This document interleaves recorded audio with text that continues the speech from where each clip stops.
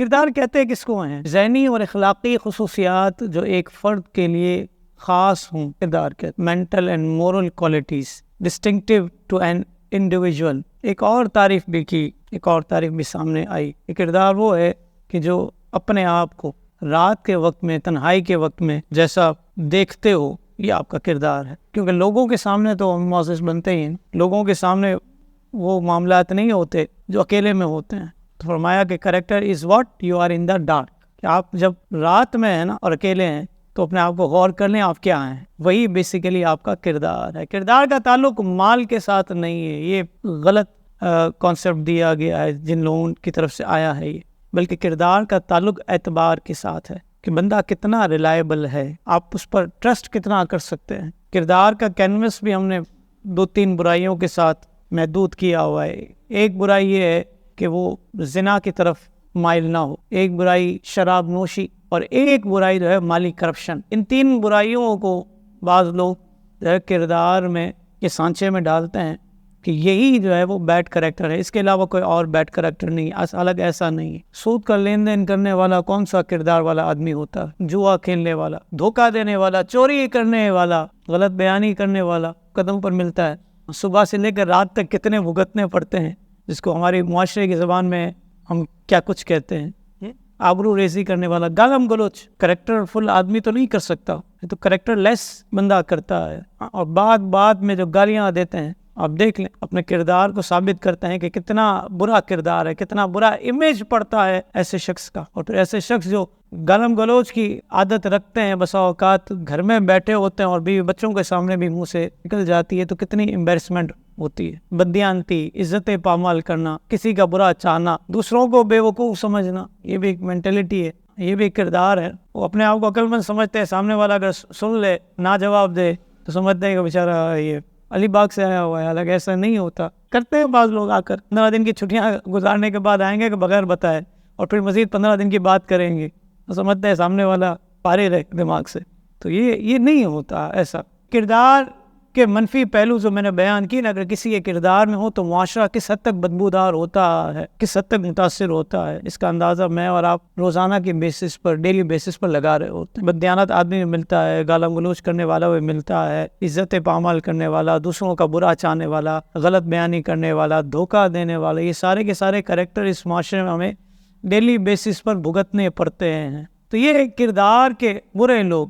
بس یہی سمجھ لیں کہ کردار کا کینوس جو ہے یہ بہت بڑا ہے، صرف یہ تیماریاں یا برائیاں نہیں ہیں، بلکہ بہت بڑا کینوس ہے. لیکن آج میں نے جو بات کرنی ہے کردار کے حوالے سے، وہ پروفیشنل کریکٹر کو ہم نے ہائی لائٹ کرنا ہے کہ ہم پروفیشنلی جس فیلڈ سے وابستہ ہے، جو جس فیلڈ سے وابستہ ہے، جو کام کرتا ہے، اس حوالے سے کیا کیا خرابیاں ہیں اور کس حد تک ہم نے اس کو سدھارنے کی ضرورت ہے. کیونکہ کردار بنتا ہے مستقل محنت کے ساتھ، مستقل کوشش کرنے سے، انتھک ایفرٹ کے ساتھ. 1 دفعہ 2 دفعہ 10 دفعہ 20 دفعہ کی ناکامی کے بعد اگر ہم کہیں کہ یار ہم سے نہیں ہوتا، تو ایسا نہیں ہے. رانگ نمبر لگتے رہیں گے، کیونکہ کافی سالوں کی برائیاں ہمارے اندر موجود ہیں. ان برائیوں کو اپنی ذات سے ختم کرنے کے لیے، اپنے کردار کو ستھرا کرنے کے لیے بہت زیادہ جو ہے وہ ایفرٹس کرنی پڑیں گی. بار بار جو ہے وہ یہ سمجھ لیجئے کہ رانگ نمبر لگے، کوئی بات نہیں، ہم نے دوبارہ صحیح کرنا ہے، پھر لگا ہم نے تیسری مرتبہ صحیح کرنا ہے. بلکہ کوئی ایسی چیز اگر پکڑ میں آ گئی ہے نا، تو جو قریب ہے، چاہے وہ بھائی ہے یا دوست ہے قریب کا، اس کو کہہ دیں کہ یار یہ چیز اگر ہونا تو ذرا پوائنٹ آؤٹ کر دیں. تو یہ بھی اپنا سدھار اگر کرنا چاہیں گے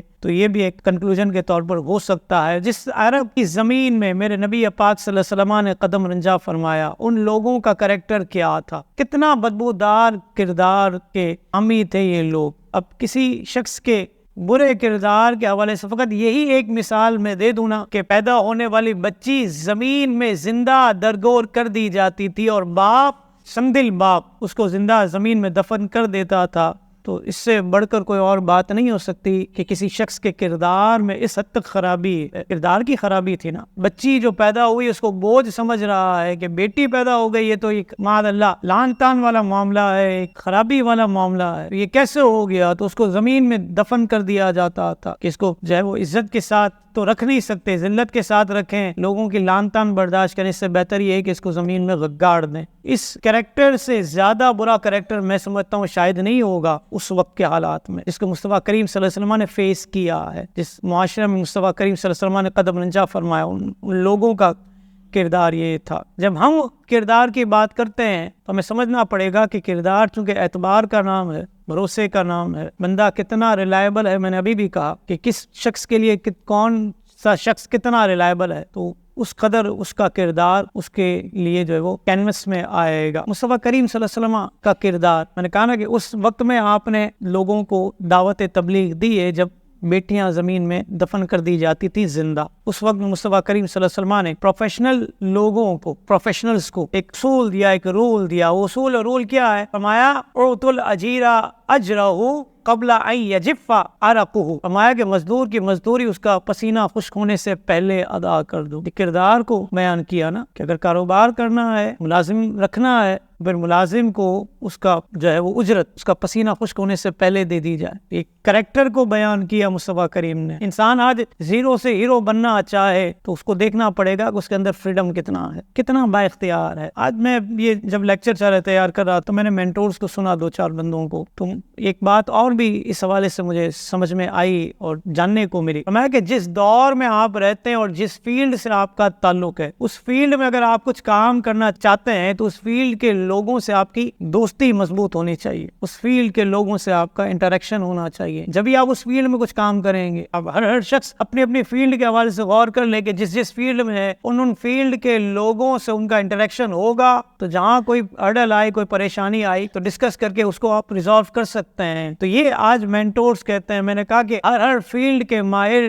نبی پاک صلی اللہ علیہ وسلم کا دامن پکڑ لیا جائے، جس کے بارے میں قرآن نے کہا کہ لقد کان لکم فی رسول اللہ اسوۃ حسنہ، تمہارے لیے اللہ کے نبی کی زندگی میں بہترین نمونہ ہے۔ تو میں نے کہا کہ ہر دور کے اعتبار سے مصطفیٰ کریم کی زندگی ہمارے لیے عمل نمونہ ہے۔ حضور علیہ الصلوۃ والسلام نے اس وقت فرمایا کہ مزدور کی مزدوری اس کا پسینہ خشک ہونے سے پہلے ادا کر دو۔ اس دور کو یہ نبی جانتے تھے کہ جس دور میں آج ہم دیکھتے ہیں کہ جب فائنینشلی کرائسس آ رہا ہے اور آ گیا ہے تو کئی جگہ آپ نے سنی ہوگی، میں نے بھی سنی ہے کہ جہاں پر تنخواہیں جو ہے انسٹالمنٹ میں دی جا رہی ہیں، 2 قسطیں 3 قسطیں ایڈمٹ کرتے ہیں آپ لوگ، یہ ہو رہا ہے۔ مصطفیٰ کریم نے فرمایا کہ مزدور کی مزدوری اس کا پسینہ خشک ہونے سے پہلے دے دی جائے۔ کیوں فرمایا؟ تاکہ وہ اس کام کے حوالے سے جو تنخواہ نہ ملنے کی وجہ سے باس اور امپلائی میں جو ٹسل ہوگی اور جو کام میں خرابی ہوگی، ہرڈل آئے گی، کیونکہ اس کو تنخواہ نہیں ملے گی، اس کا جی نہیں لگے گا کام میں، اور جب وہ کام نہیں کرے گا تو باس کا موڈ خراب ہوگا، تو دونوں طرف سے خرابیاں آئیں گی۔ اس لیے فرمایا کہ مزدور کی مزدوری دے دو تاکہ وہ جو ہے دل جمعی کے ساتھ کام کرے۔ تو یہ اصول مصطفیٰ کریم صلی اللہ علیہ وسلم نے اس وقت دیا۔ مصطفیٰ کریم صلی اللہ علیہ وسلم کی سیرت کو پڑھیں، ان کے کردار کو پڑھیں تو ان میں کتنا پروفیشنلزم تھا۔ اگر یہ میں بات کروں تو مصطفیٰ کریم صلی اللہ علیہ وسلم نے اس دور کے حوالے سے ایک اور بات بھی ارشاد کیا فرمائی؟ فرمایا وہ ہم میں سے نہیں جو مسلمانوں کی بدخواہی کرے اسے ضرر پہنچائے، اس کو دھوکہ، لیس منا من غش مسلما، جو مسلمان کو دھوکہ دے وہ ہم میں سے نہیں۔ آج کاروبار چلتا ہی دھوکے کی بنیاد پر ہے۔ لوگ بڑے دھڑلے کے ساتھ چوڑا سینہ اپنا چوڑا کر کے کہتے ہیں جب تک ہم جھوٹ نہ بولیں، دھوکہ نہ دے، اس وقت تک ہمارا کاروبار چلتا نہیں۔ حالانکہ اصول شریعت کا کیا ہے؟ فرمایا جو چیز آپ بیچ رہے ہیں، در مختار علامہ علاء الدین حسکفی کو اٹھا لیجیے، اس پر حاشیہ علامہ شامی کا اٹھا لیجیے، سب کتابوں میں مل جائے گا آپ کو یہ مسئلہ۔ فرمایا جب کوئی چیز آپ بیچتے ہیں تو آپ پر واجب ہے کہ اگر اس چیز میں کوئی خرابی ہے، کوئی عیب ہے، اس عیب کو آپ بیان کر دیں۔ اگر آپ نے اس کو چھپایا اور دھوکے کے ذریعے وہ چیز ٹکا دی، فرمایا ایسا بیچنا حرام۔ بتائیے دن بھر میں کتنا کاروبار حرام ہو رہا ہے۔ پھر یہ رونا روتے ہیں کہ برکت نہیں ہے، آپ کوئی تعویذ دے دیں۔ ہم نے کہا سارا کام قرآن حدیث کا چھوڑ کر ہم تعویذ لکھنے کے لیے بیٹھ جائیں؟ ہم مجھے مشورے دیتے ہیں بعض لوگ، محبت کرتے ہیں، آپ یہ والا کام کریں، اس میں بڑی برکت ہے۔ میں کہا برکت تو ہے لیکن وہ سارا کام جو میں کر رہا ہوں، جو آپ جانتے ہیں، وہ سارا کا سارا رہ جانا ہے، پھر تعویذ ہی دیتے رہیں گے ہم سارا دن۔ یہ مسئلے کا حل نہیں ہے نا۔ اس قوم کو سمجھانا ہے کہ اگر اللہ رب العالمین کی رضا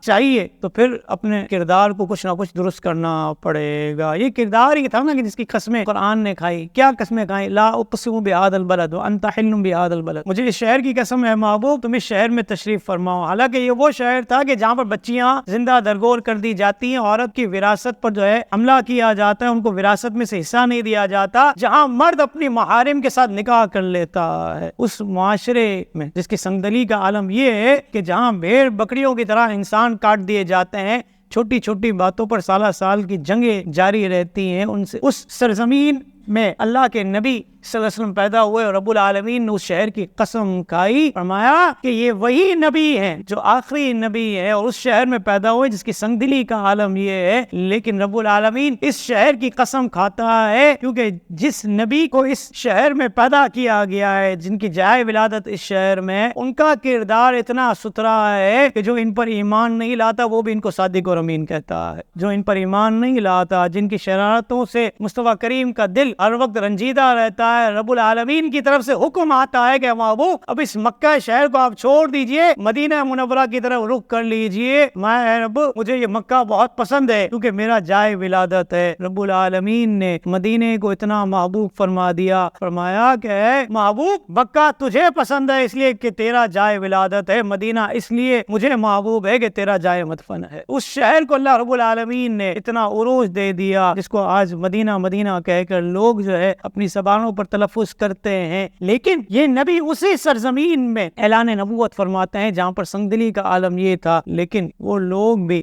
آپ کو صادق اور امین کہتے ہیں، بلکہ ہجرت کی رات تھی، مصطفیٰ کریم نے امانتیں حضرت علی المرتضیٰ کی سپرد کی تھی، فرمایا کہ امانتیں دے کر صبح آ جانا، پتہ چلا کہ جن کی شرارتوں کی وجہ سے رب العالمین کی طرف سے احکامات تھے کہ آپ اب مکہ مکرمہ چھوڑیں، مدینہ منورہ کی طرف رخ کریں، اسی مکے والوں کی امانتیں مصطفیٰ کریم نے اپنے پاس رکھی تھی اور اس کو اچھے طریقے سے پہنچانے کا اہتمام فرمایا۔ یہ کردار ہی تھا نا، کیا تھا؟ یہ کردار کی خوبصورتی تھی جو مصطفیٰ کریم صلی اللہ علیہ وسلم کی شخصیت میں تھی۔ مزید اسلامک اور معلوماتی ویڈیوز دیکھنے کے لیے لائک، شیئر اینڈ سبسکرائب کے بٹن کو پریس کرنا ہرگز نہ بھولیں۔